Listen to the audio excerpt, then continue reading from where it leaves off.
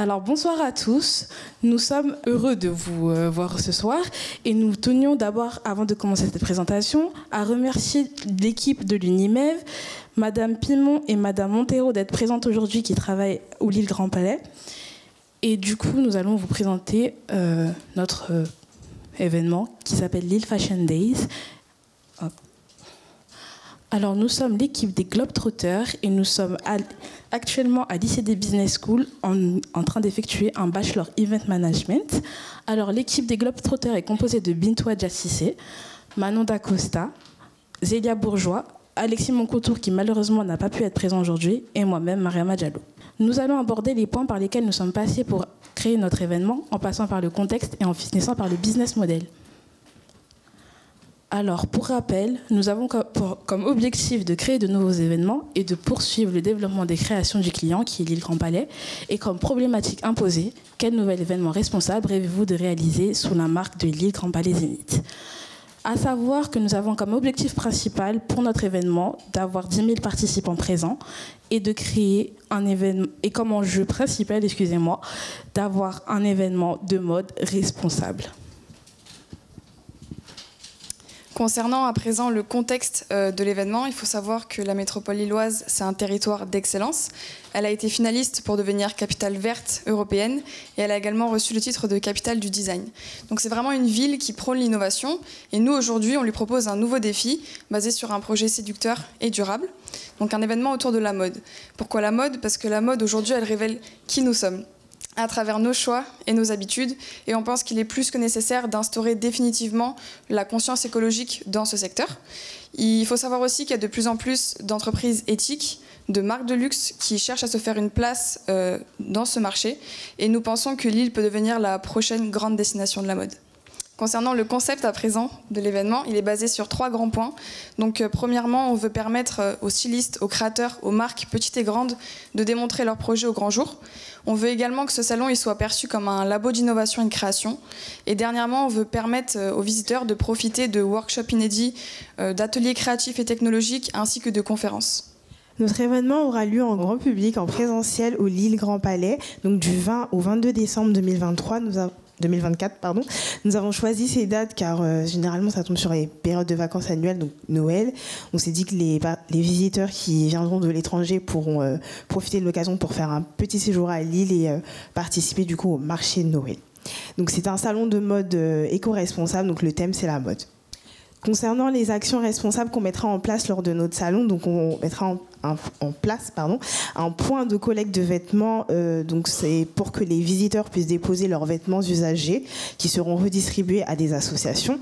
De plus, on fera appel à des prestataires qui sont engagés dans l'écologie, donc des imprimeurs locaux labellisés Imprime Vert. Concernant nos cibles, pour commencer, on aura les B2C, donc les visiteurs, les gens comme vous et moi qui sont étudiants ou alors travailleurs, passionnés de la mode évidemment et qui ont un attrait pour l'écologie. Concernant les B2B, puisqu'il y a forcément une partie B2B, que ce soit en visiteur également ou alors en exposant, ils sont professionnels dans la mode, que ce soit en termes de concept ou de textile, et ils veulent absolument partager leurs innovations. Et ils ont forcément comme point commun d'être passionnés par la mode, de vouloir en apprendre plus. On va également mettre en place un challenge école, comme on est en train de le vivre ici. Donc 3 écoles en France, 3 écoles en Angleterre et 3 écoles en Belgique. Les 3 écoles de chaque pays seront en compétition sur le même sujet. Donc que ce soit la haute couture, le prêt-à-porter ou l'homme. Le gagnant de chaque pays pourra participer à un défilé afin d'exposer leurs créations. Et toutes les écoles auront évidemment un stand et des tickets d'entrée pour le salon. Ainsi, pour la France, on a attribué la haute couture, puisque nous sommes le pays reconnu pour la haute couture. Donc du coup, on aura une école à Paris, une à Lille et une à Bordeaux pour représenter vraiment toute la France. Ensuite, pour la Belgique, on a attribué l'homme, puisque c'était le pays qui est reconnu pour sa mode androgyne. Donc 2 écoles à Bruxelles et une à Liège. Et enfin, pour l'Angleterre, le prêt-à-porter, puisque de grandes marques sont issues de ce pays, avec les 3 écoles à Londres. Et à savoir que toutes les écoles qu'on a sélectionnées ont un attrait pour l'écologie, que ce soit dans les cours qu'ils suivent ou dans les projets qu'ils ont pu effectuer par le passé. Vous devez absolument participer à cet événement car nous avons mis en place des activités qui vous intéresseront, notamment des ateliers de couture, de coiffure, de relooking et de maquillage. On organisera également des conférences donc pour un public B2B, notamment sur les thèmes de la mode éthique, donc progrès et limites, la motivation et la perception des consommateurs, les solutions pour le développement de la mode responsable et enfin les moyens de sensibilisation pour que les créateurs puissent adopter une mode éthique. Donc il y aura des défilés de mode. Pour rappel, on a 3 catégories. Donc, il y aura un défilé de mode chaque jour dans différentes catégories, dans les 3 catégories.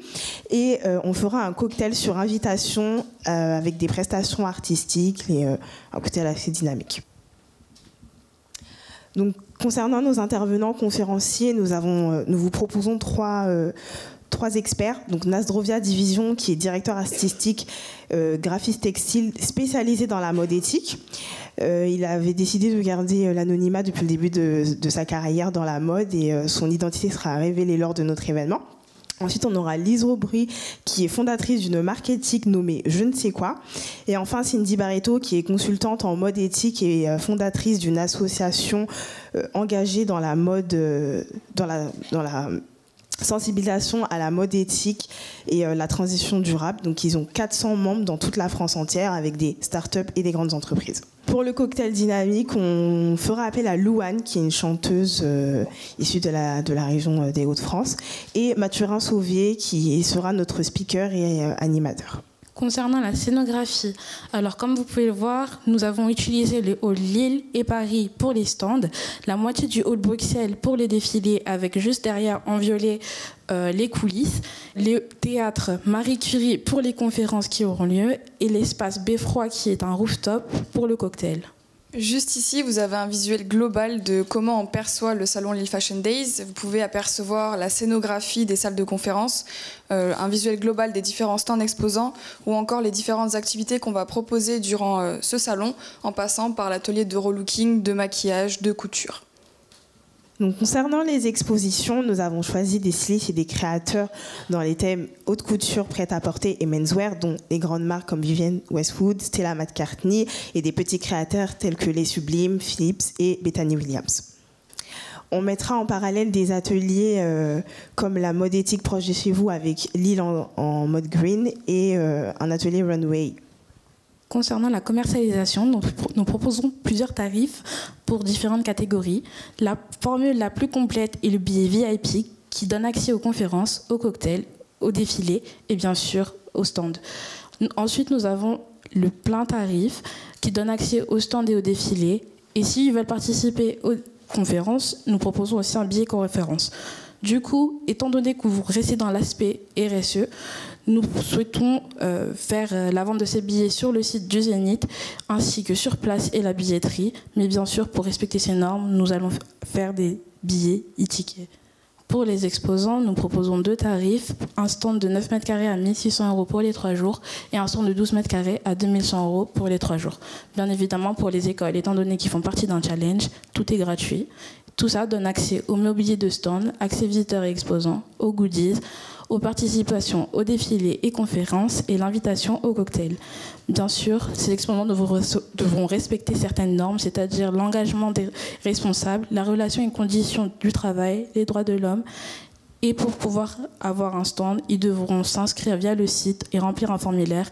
Par la suite, ils auront un entretien avec l'équipe commerciale. Donc, concernant la création, voici le logo officiel de notre événement. Donc, on a respecté la charte graphique du client en utilisant les couleurs noires et blanches. On a également suivi les couleurs de la mode luxueuse, notamment Yves Saint Laurent et Chanel qui ont des logos en noir et blanc. Donc, on a choisi Lille Fashion Days comme nom d'événement pour avoir un aspect international, rappeler que l'événement aura lieu sur plusieurs jours et rappeler le thème et le lieu. Donc voici le flyer de notre événement. On a voulu utiliser cette image pour teaser le côté défilé qui est quand même l'essentiel de notre événement. Et voici notre e-ticket que les participants recevront par mail, donc avec le QR code à scanner à l'entrée, aux entrées de l'événement. Donc, concernant la communication, vous vous en doutez, le challenge fait partie de notre communication car le monde étudiant, les élèves, leurs proches, les communes, les villes et voire même les pays soutiendront les participants. Donc on compte sur eux pour promouvoir cet événement. En parallèle, nous, on optera du coup pour une communication média et hors média avec de l'affichage via les écrans dynamiques du Lille Grand Palais, de la presse écrite avec nos partenaires dont Vogue et l'emailing via le site internet. On optera aussi pour des posts sur les réseaux sociaux, notamment Facebook, Twitter, TikTok et Instagram. Et on mettra en place des stands dans les centres commerciaux pour promouvoir notre événement et vendre des billets. On invitera des guests, donc Miss France 2023, Indira Ampio et quelques personnalités que je citerai un peu plus tard. On compte également sur nos partenaires de diffusion stratégique pour promouvoir notre événement. Donc en termes de relations publiques, on a Camille Serre qui est Miss France 2015, Iris Mittenard qui est Miss Univers 2016 qui sont originaires des Hauts-de-France, et Loïc Prigent qui est journaliste mode réputé dans le secteur de la mode. Il est toujours invité au Fashion Week. Concernant nos partenaires et sponsors, on a vraiment voulu mettre un point d'honneur sur les entreprises lilloises. C'est pourquoi nos partenaires principaux sont le Centre européen des textiles innovants, pour d'autant plus faire appel avec notre thème, Uptext également, et Talon Aiguille, qui est une association qui met en avant des jeunes créateurs qui veulent faire leur place en fait, dans le monde dans la mode. On aura évidemment la région des Hauts-de-France, la ville de Lille et la métropole européenne de Lille. Nous avons ensuite nos partenaires RSE, puisque c'est une grande partie de notre projet, donc avec PwC, Ecosia ou Vinted, pour citer les plus connus. Nous avons aussi des partenaires de diffusion, évidemment. Pour la presse, Vogue et Elle, la chaîne Fashion TV, pour rester dans le domaine de la mode, et Canal+, ainsi que les réseaux sociaux, comme l'a mentionné Bintou. Nous avons des sponsors aussi en nature, technique et de savoir-faire, dont Laura Merlin, Auchan ou Pernod Ricard, qui nous aideront pour le montage et aussi tout ce qui est matériel pendant l'événement. Et enfin, nous avons nos sponsors financiers. On retrouve nos partenaires principaux, bien évidemment, avec d'autres grandes entreprises et maisons de mode et les cachetières, qui sont des entreprises lilloises aussi, qui commencent à faire parler beaucoup d'elles. Pour passer à la partie des prestataires de l'événement, il faut savoir qu'ils font tous partie, sauf un, de la région des Hauts-de-France. Ils travaillent tous dans le respect de l'environnement et ont tous des appétences dans le secteur de la mode. Donc bien évidemment, si vous travaillez avec des prestataires régulièrement sur vos événements, on les prendra en priorité, mais nous voulions également vous en proposer. Donc concernant nos prestataires sécurité, on va faire appel à plusieurs boîtes de sécurité privées, telles que Expert Protect ou encore En Toute Sécurité, pour nous permettre d'avoir des agents de sécurité spécialisés dans différents domaines. On fera appel à la Croix-Rouge française, qui est partenaire avec le Grand Palais pour nos équipes de secours, et puis la préfecture de Lille pour l'encadrement global de l'événement. Nous aurions au total 130 agents de sécurité, ce qui équivaut à contrôler 13 000 personnes. Pour nos prestataires accueil, on va faire appel aux services et aux équipes des hôtes et hôtesses du Grand Palais. Mais nous voulions également faire appel à So Perfect, qui est spécialisé dans les événements de mode et qui ne recrute des personnes ayant vraiment un intérêt pour la mode et l'événementiel. Et Alizé Hôtesse, qui est une entreprise avec 17 ans d'expertise et qui se bat pour l'égalité homme-femme en entreprise. Concernant la partie traiteur, à ne pas laisser de côté puisque quelqu'un qui a bien mangé est heureux, nous aurons le bar de Lille Grand Palais évidemment, mais pour donner plus d'options, on retrouvera la marmite mobile qui propose des hamburgers, sandwichs, frites, la traiteur à Lille qui est sur un thème plutôt asiatique et Graines de Toast qui sera sous forme de food truck et qui propose à l'extérieur du palais, qui propose des tartines originales et tous nos prestataires sont évidemment responsables en termes de production écologique. Donc là, vous avez un visuel sur ce qu'on peut retrouver et ça donne envie, c'est instagrammable. Concernant notre prestataire décoration et aménagement, nous utiliserons du coup l'aide de Lille Grand Palais pour le montage et l'aide de montage, ainsi que certaines gammes d'immobilier. Et nous ferons aussi appel à Gilles Lejeune, qui est une éco-designer d'espace écologique et une scénographe événementielle. Pour nos prestataires son, lumière et signalétique, nous utiliserons les signalétiques et les panneaux d'affichage qui sont disponibles du coup dans le Grand Palais pour notre défilé, ainsi que pour notre communication d'affichage, comme l'avait dit Bintou, dans les centres-villes, gares et accès automobiles d'autoroute. Pour les conférences, étant donné que notre cible est internationale, nous souhaitons travailler avec une application qui permet de traduire simultanément la conférence dans n'importe quelle langue. Pour terminer avec la partie des prestataires, on va faire appel à deux photographes professionnels particuliers, donc Morgane Lhomme et Guillaume Longuet, qui sont tous les deux basés à Lille et qui sont spécialistes dans le domaine de la mode. Et ensuite, pour nos vidéastes, on va faire appel à 2 agences de production audiovisuelle. Donc Bena Productions, qui est basée à Paris, qui est très réputée et qui nous permet également d'avoir d'autres services durant l'événement. Et Imagine Film, qui est basée à Lille. Et elles sont toutes 2 spécialisées dans les événements grande ampleur. Maintenant, passons au business model. Nous avons vu ensemble l'offre, l'activité clé, les relations et segments clients et les partenaires clés. Maintenant, nous allons voir la structure de coût et les revenus avantages. Concernant la structure de coût, nous avons l'installation et la location du matériel, la mise en place de la scénographie, la rémunération du staff, les intervenants, la communication, le catering, la restauration, la sécurité et enfin la logistique. Concernant nos revenus, nous allons avoir la publicité, les subventions, la billetterie et enfin les dons. Maintenant, nous allons vous laisser un petit extrait.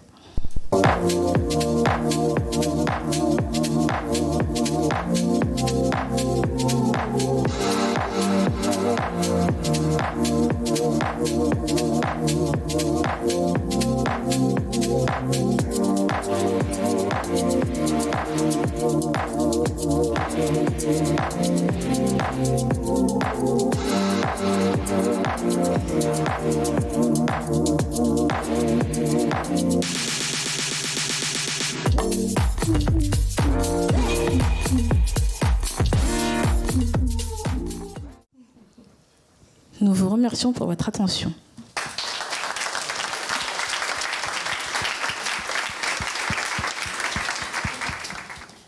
La première question va porter sur la demande. Est-ce qu'il y a une demande à l'échelle locale, régionale de cet événement ?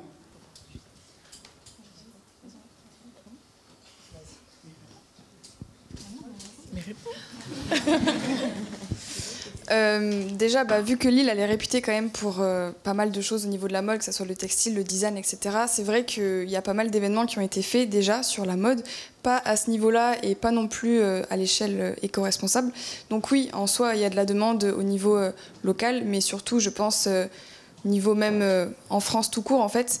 Et ça permettrait aussi à Lille de se démarquer un petit peu plus, on va dire, de Paris, dans le sens où l'éco-responsabilité prendrait place à Lille. Typiquement, c'est vrai que ça m'amène à ma deuxième question. Est-ce que vous avez identifié des salons concurrents et de quelle manière vous démarquez de ces salons concurrents qui peuvent être effectivement, par exemple, à Paris ? Non, je ne sais pas du tout. C'est vrai que l'écologie, maintenant, c'est un sujet qui rentre beaucoup dans les mœurs et qui est très discutable par rapport aux marques qu'on peut utiliser tous les jours. Et il n'y a pas vraiment de salon qui met en avant des jeunes créateurs, d'autant plus que c'est un peu difficile de faire sa place en tant que nouvelle personnalité. D'autant plus que Lille, comme l'a dit Zélia, il y a déjà eu des événements de ce style, mais jamais en éco-responsabilité, et du moins on n'en a jamais parlé. Jamais entendu parler du moins. Donc pour le coup, ce serait peut-être une nouvelle en France. Une autre question qui est remontée, c'est sur... on n'a pas tout à fait compris l'articulation entre le B2B et B2C. Est-ce que c'est la même offre qui est proposée à ces 2 types de publics ? Alors pas tout à fait. Concernant par exemple les défilés, donc on cible principalement le grand public. Donc, si les B2B sont intéressés, pourquoi pas. Et pour les conférences, on se dit que c'est plus un public qui est expert et qui s'intéresse réellement à la mode qui seront intéressés par les conférences. Sinon, tout le reste, c'est vraiment le grand public. Pour ajouter juste quelque chose, sachant que ça va être un salon avec pas mal d'innovations, ça peut aussi intéresser les professionnels pour voir un petit peu ce qui se fait de plus en plus. Et voilà. C'est l'occasion de rencontrer des nouvelles marques, des nouvelles personnes. Donc, voilà. Et du coup, en termes de billetterie, c'est le même prix du billet pour un visiteur grand public qu'un visiteur professionnel. C'est un choix assumé. Oui, c'est le même prix. Ça marche.